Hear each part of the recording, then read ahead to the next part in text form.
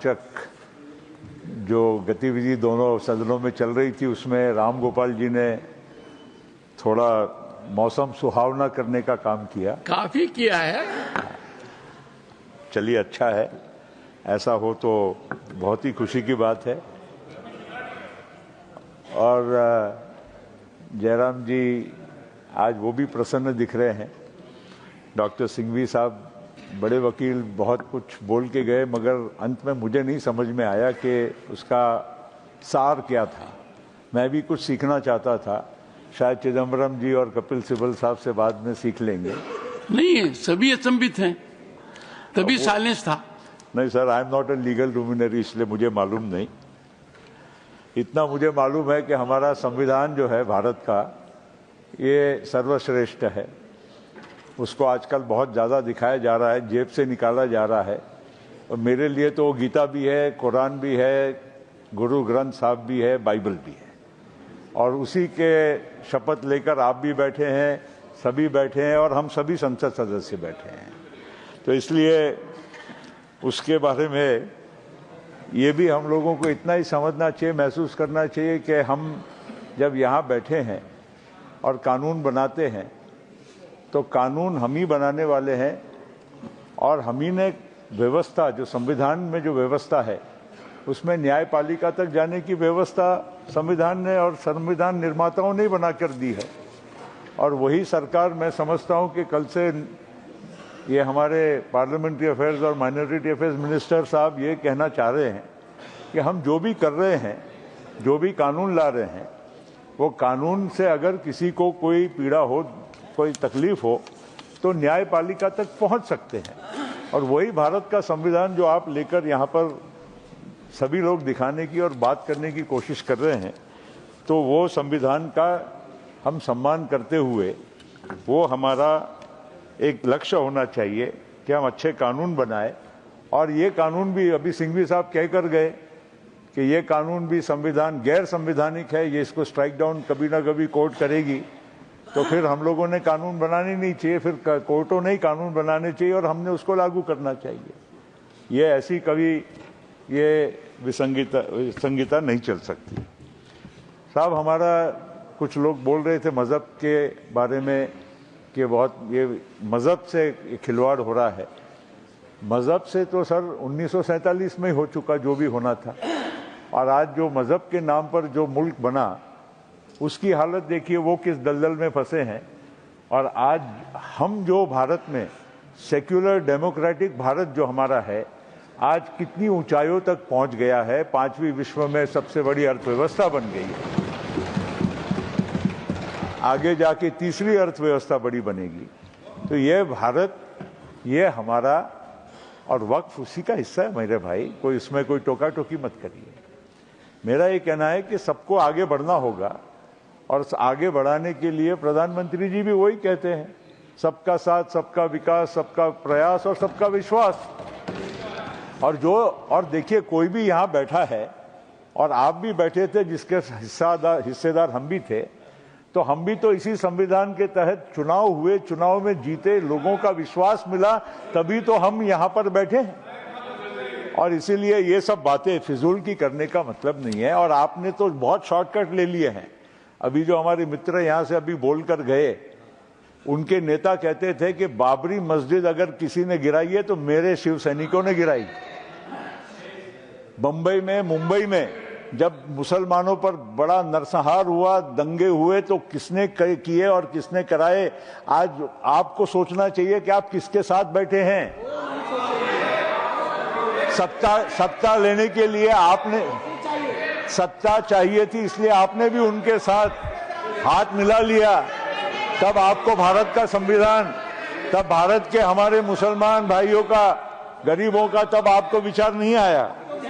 अब आपको याद आ रहा है। और इसीलिए वो सब ठीक है। अब आप तब वो पार्टी में थी, तब आपको मालूम नहीं है इतिहास, आपको मालूम नहीं है। आप वो पार्टी की स्पोक्समैन थी। Priyanka, don't get agitated. Come on. Nothing else will go on record except for purpose. Expunge कराइए। देखिए, She has to be more loyal than the king. You see, दिखाना पड़ेगा। मुझे कोई जरूरत नहीं है। हम हमारी जमीन समझते हैं और हमारी जितनी औकात है, जितनी हमारी जमीन है, उसके हिसाब से ही हम चलते हैं। साहब, हमारे देश में हम मजहब की बात जब करते हैं तो नेचुरली जज्बात बहुत उमड़ के उठ के आते हैं, होता भी है। देश हमारा अभी मुल्क अभी 1947 से अभी 78 वर्षीय हुए और किसी भी एक इतिहास की बात होती है। अभी हम जब वक्त की बात करते हैं और यहाँ ज़मीनों का ब्यौरा दिया गया कि कितने वक्त की प्रॉपर्टीज थी, कितने एकड़ ज़मीन थी और आज कितने एकड़ ज़मीन है, आप लोगों को भी मालूम है कि ये सब पूर्वक ये इतिहास का जो एक पन्ना था उसका ये पार्ट है। ये वक्त में इतनी सारी प्रॉपर्टीज और ज़मीनें उस ज़माने की गई कि जब हमारा देश आज़ाद और आज़ादी के बाद के नया दौर जो था उसका ये एक हिस्सा है। आज जब हमारा देश एक आधुनिक युग में पहुंच चुका है, डिजिटाइजेशन हो गया है, नई ज़मीनें, लैंड रिकॉर्ड्स बन रहे हैं, तो ये आगे जाकर ये सब विवाद और ये सब विषय आने वाले नहीं हैं।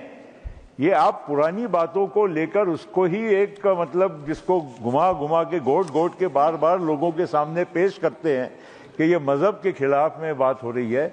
इसमें मजहब की बात जरूर होना चाहिए, लेकिन मजहब के कौन सा ही पन्ना ऐसा है कि जिसमें आपको आपत्ति है, ये मुझे जरा अभी तक समझ में नहीं आया। गृह मंत्री जी का मैंने कल भाषण सुना, हमारे माइनॉरिटी अफेयर्स मिनिस्टर साहब का भाषण कल भी सुना टीवी पे, आज भी यहाँ पर उन्होंने विस्तृत चर्चा की। अभी नड्डा जी का इतना विस्तृत भाषण हुआ। इसके इन सब भाषणों के बाद ऐसा कौन सा पहलू है, हमारे प्रधानमंत्री जी, पूर्व प्रधानमंत्री जी भी कुछ बोले। मुझे ये समझना है कि आज हम लोगों को कौन से ऐसे मामले से आपत्ति हो रही है कि जिससे हमारे कोई भी मुसलमान भाई बहन का आगे जाते हुए नुकसान होने वाला है। अगर ये बात कोई समझा सके तो निश्चित हम भी इस बारे में एक नहीं 100 बार सोचने के लिए तैयार है।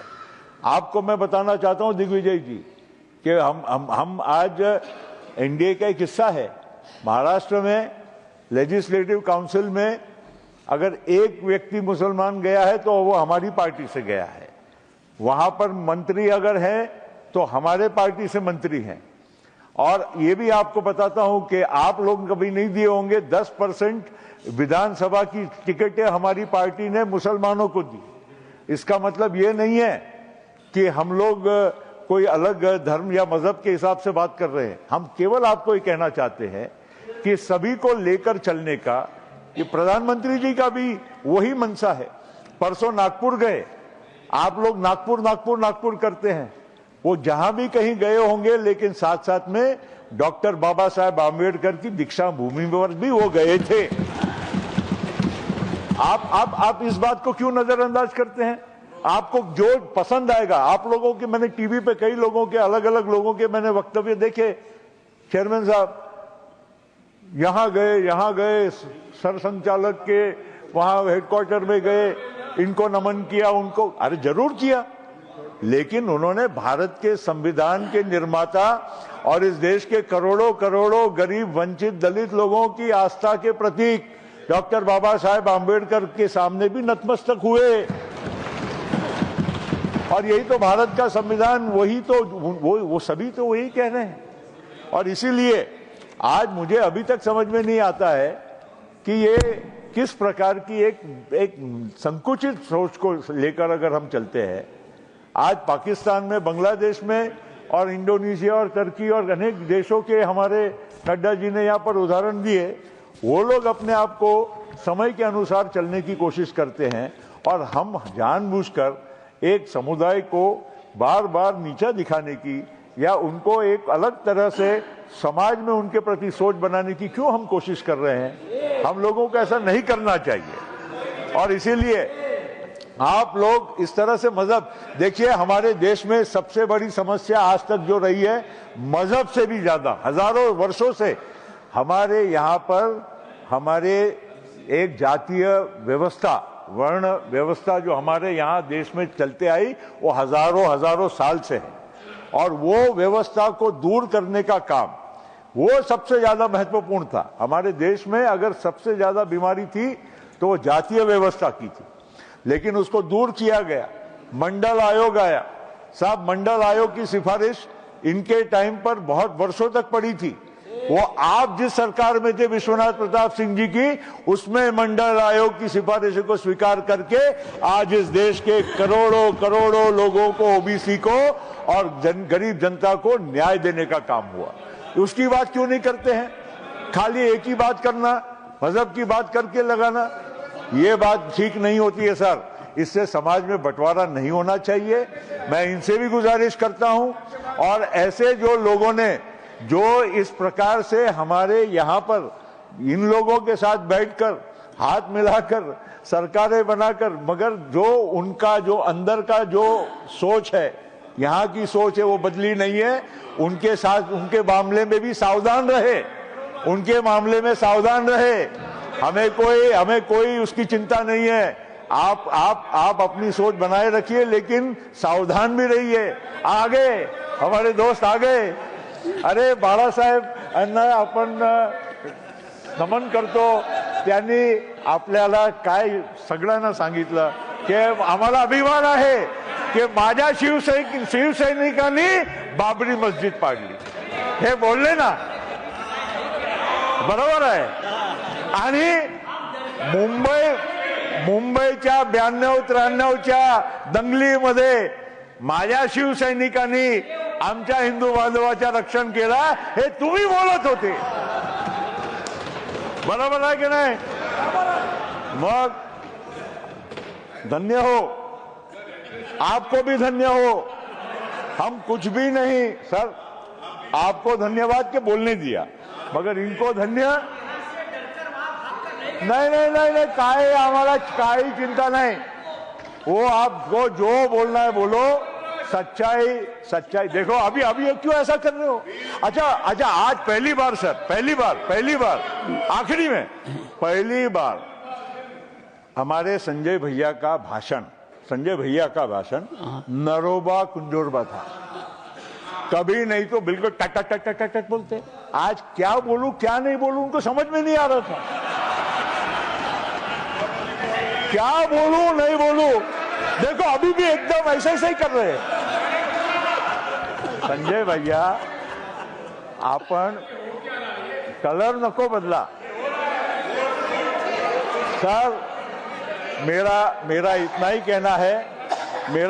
कहना है, भारत धर्मनिरपेक्ष देश है, रहेगा, और हम सब लोगों की जिम्मेदारी है कि भारत के संविधान के तहत भारत को एक सेक्युलर डेमोक्रेटिक रिपब्लिक बनाए रखे, और देश के हर एक नागरिक के लिए प्रधानमंत्री जी जो काम कर रहे हैं उसमें हम सहयोग करें। बता दी।